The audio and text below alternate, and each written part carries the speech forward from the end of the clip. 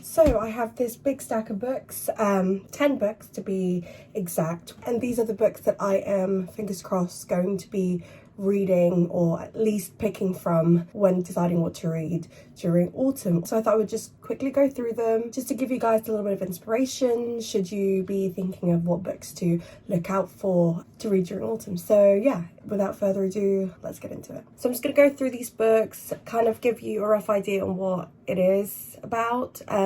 I personally don't know because I haven't read them. I'm just going off the blurbs. So starting off with M.W. Craven's The Curator, which I picked up for 50p, as I can just see from this little sticker here.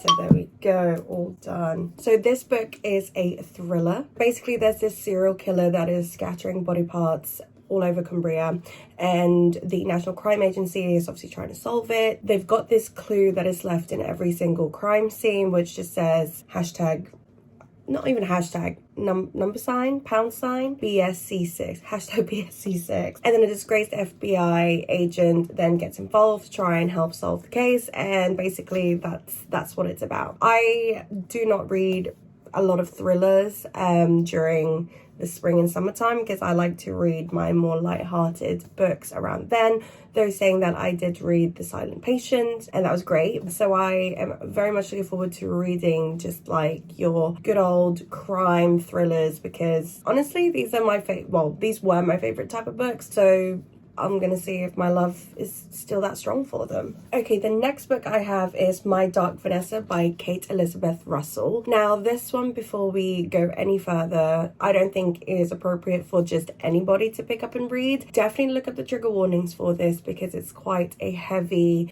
topic. So the main character is called Vanessa, dead giveaway, and it's about a relationship that she had with one of her teachers when she was 15, and this was like a full-on sexual relationship with a 15-year-old teacher. Fast forward to present day, there's another girl, I believe, that comes out and accuses the teacher of the same, quite frankly, grooming, and yeah. And then it goes into how Vanessa doesn't feel like that's correct because she genuinely thinks that she was in a loving, consensual relationship with the teacher.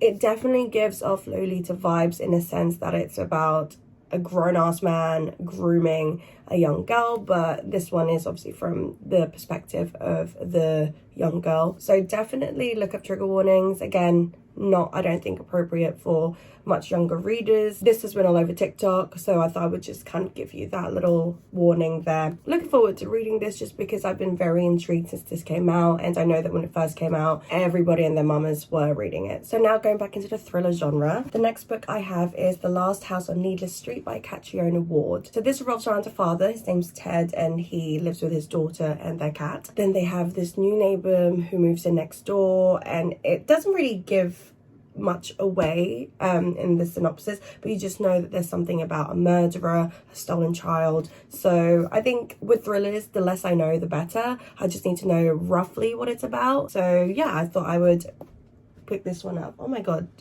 my dog just scared me because I'm home alone and I just heard footsteps. Hey honey, yeah, we'll take you out, just wait for mummy. And on top of that, just to really sell it to you, Stephen King endorses this book and says I haven't read anything this exciting since Gone Girl, so definitely a spooky season read. Next up is a classic. I have read this before, but I just wanted to reread this again.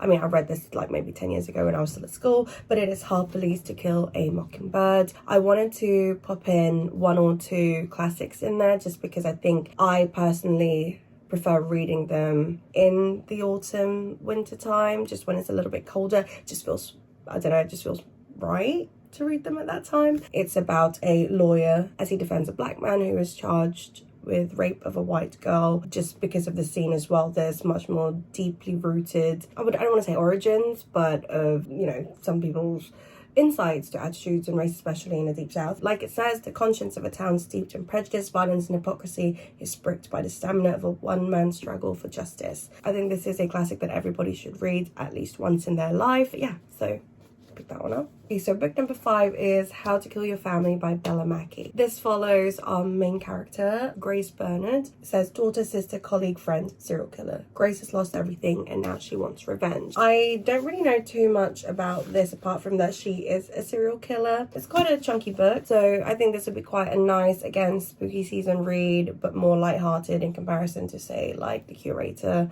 or Last House on Needle Street. So yeah. Okay, this next book I actually have started reading, and then because of how I took it in, I was like, okay, I need to stop. I think it's a much more appropriate autumn read than a summer read, but it is Chelsea G. Summers' A Certain Hunger. I had to check what it was called for a second. First of all, how ugly is this cover? Like, no offense, but if you see the American version, the US version, it is so much nicer, and that I actually had to double take and double check that this was the same book as that, because it's just not that great. But anyway, it follows our main character, Dorothy. She is a renowned food critic. She's a little bit older. She's a bit of a man-eater, pardon the pun. It's just really interesting because it's about cannibalism, but in not like a creepy way. I mean, of course it's gonna be a creepy way, it's cannibalism, but you know what I mean? Like, it's not like, I just thought it was gonna be fun. Again, spooky season read. Okay, next up we have The Guest List by Lucy Foley. Now, this is your typical, like, my kind of favorite, like, murder mysteries, which is like a group of people, someone dies, who done it, like Cluedo to a T. I have heard really good things about this. This is based somewhere, a remote island on the Irish coast. This, I think, just has like a family gathered together at this place, and pretty sure someone dies, and then they just try and figure out who done it. Okay, so the next book that I have is another classic, but I think this is definitely like an October, definitely spooky season classic, and it is Mary Shelley's Frankenstein. I have this and Dracula. Dracula is one that I'm putting off a little bit because I get really queasy about anything to do with blood, and that's not me being dramatic. I just cannot handle it. But I will refuse to read these books unless it is around Halloween time. I mean, what else can I say? Frankenstein, we all know Victor Frankenstein and Frankenstein's monster, and so I thought, we've seen the movie, we've seen all the adaptations, but have we read the book? I haven't, so I'm very excited to read this because it's my first classic that's like a horror, and I just want to see if it rekindles my love for like the horror genre. So yeah.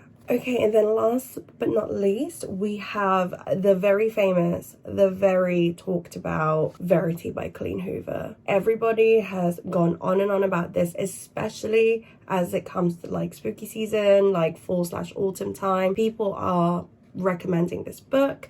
I have read so many reviews and every single one is great, but you know, what else do you expect from the queen herself? But this, I believe, is a very creepy thriller. Like, people have been like, we're used to co-host romance novels, but this apparently is just creepy AF. So it follows a struggling writer who receives a job offer of a lifetime. Basically, it is to, I believe, finish off some books that a famous writer had started, and I believe she's hired by the husband of this said writer, and then she stumbles upon a manuscript that basically will change everything, and then drama commences, blah blah blah blah. I don't really want to know anything else about this book, just because if people are like going on about how creepy it is, I want to keep that for myself. The only thing that worries me is that when I read It Ends With Us and everyone was like, such a tearjerker, like cried my eyes out, I get that it had really difficult and sad scenes in the book, but I didn't cry as much as I thought. I definitely have tears. I had tears in my eyes, I won't lie. I had tears in my eyes, but I didn't cry. So yeah, I'm hoping that this isn't one of those things that people overhype just because it's Colleen Hoover, but I do trust Colleen Hoover to deliver, so I'm very excited to read this. I think this will be like the first one that I read out of all these books. So those are my 10 fall/autumn TBR/books to read recommendations. I don't know, my fall/autumn TBR, that's what we're going for. Very ambitious, because those are 10 books and I don't know if I'm going to be able to read them in like 2-3 months, especially because my birthday's in October and I like to be busy during then, but also a lot of these books I'm like, yeah, I want to read this during spooky season. You just have to match with the vibe and, you know, what the weather is like outside. Like, I'm very excited for, you know, the colors of like orange and yellow like leaves on the ground with, you know, just that crisp autumn air. I can't wait to wear like a scarf and a coat. Like, I love summer, I love being outside, but Jesus Christ, it is expensive, and FOMO is just way worse during the summer because everybody's doing something. But for me, come autumn, it's all about staying in, being cozy. That's what I'm here for. I'm very much excited for it. Anyway, I hope you guys enjoyed this video. If you did, please do give it a thumbs up, and if you haven't yet, please subscribe to my channel. Feel free to let me know what you thought about these books, if you have read any of them or if you're planning to read any of them. Please no spoilers, obviously. I hope you guys enjoyed, and I will see you guys next time. Bye.